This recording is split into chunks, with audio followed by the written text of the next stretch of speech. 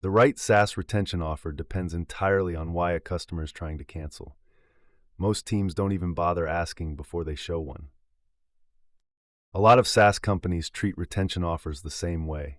A customer clicks cancel, gets hit with the same generic 20% discount as everyone else, and either sticks around for a few more months or leaves anyway. That isn't really a strategy, it's closer to a guessing game. A lot of founders know they should be running save offers, but they're unsure which offers to use, when to use them, and which customers should actually see them. The 3 retention offers worth testing are simple: discounts, pause subscriptions, plan downgrades. What's surprising is how few companies test all 3 side by side. Many teams set up a cancellation flow years ago and never revisit it again. The biggest mistake is treating retention as a single lever. Most companies pick one offer, usually a discount because it's easy, and show it to everyone trying to cancel. But customers leave for completely different reasons.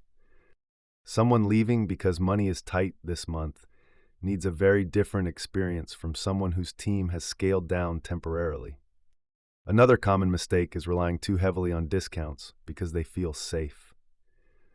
Teams end up burning margin every month by discounting customers who probably would have stayed anyway, while still losing customers whose issue had nothing to do with price.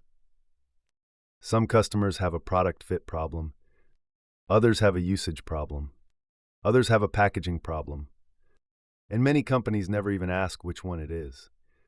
The most expensive mistake of all is showing an offer before asking why the customer wants to leave. Customers can tell when they're being hit with a generic save attempt. Most will ignore it immediately. The best retention systems match the offer to the reason for cancellation, not the other way around.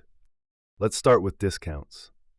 Discounts are the most familiar retention offer and definitely the most overused. They absolutely work in some situations. If a customer says the product is too expensive right now, or they can't justify the cost this month, then a temporary 20 to 30% discount can genuinely retain them. The problem is using discounts as the default response. If a customer is leaving because a feature is missing, or they switch to a competitor, a discount solves nothing. It just delays churn for another quarter.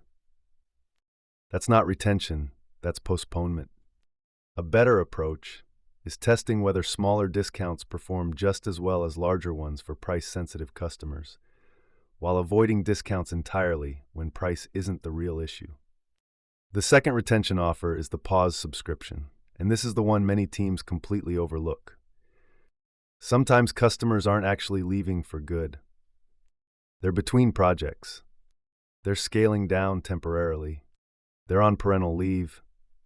Or they simply don't have the time or bandwidth to use the product right now. These customers don't necessarily want to end the relationship. They just need a break. Giving them the option to pause for 1 to 3 months instead of fully canceling can make a huge difference.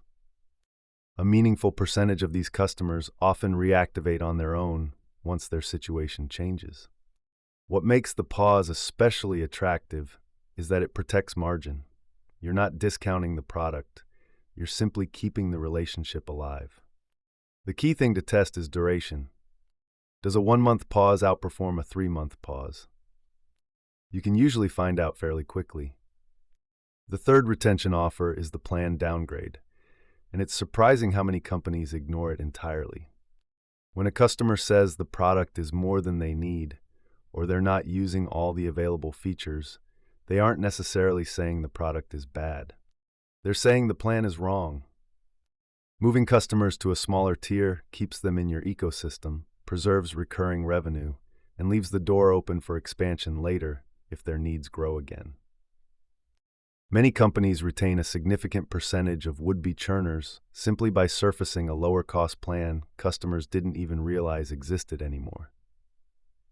This is often the offer that surprises founders most when they see the numbers.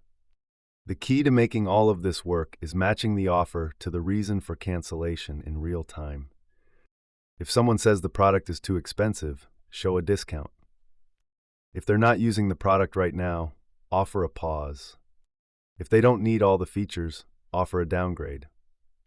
And if they're leaving because of a missing feature or because they switched to a competitor, don't force a retention offer at all. In those situations, collecting honest feedback is often more valuable than trying to save the account. Not every customer should be retained at any cost. Some customers are going to churn no matter what you offer, and discounting them only reduces your margins before they leave anyway. Before launching any retention strategy, there are a few important questions every SaaS team should be able to answer. Does your cancellation flow ask why before showing an offer? Can you match different offers to different cancellation reasons?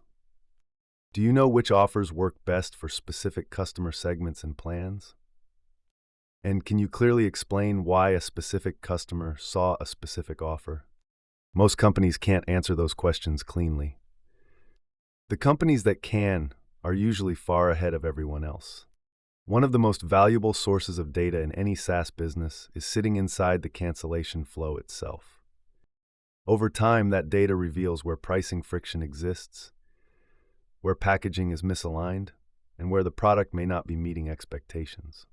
That's where tools like Raft come into play. When customers try to cancel, Raft captures their reason in a structured way, presents the most relevant retention offer, whether that's a discount, a pause, or a downgrade, and feeds the outcomes into a dashboard teams can actually use. The setup takes around 30 minutes and doesn't require development work.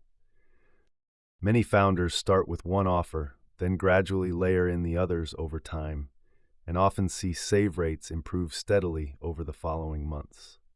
A customer who pauses and later reactivates is telling you something important. And a customer who rejects a discount and leaves anyway is telling you something equally important.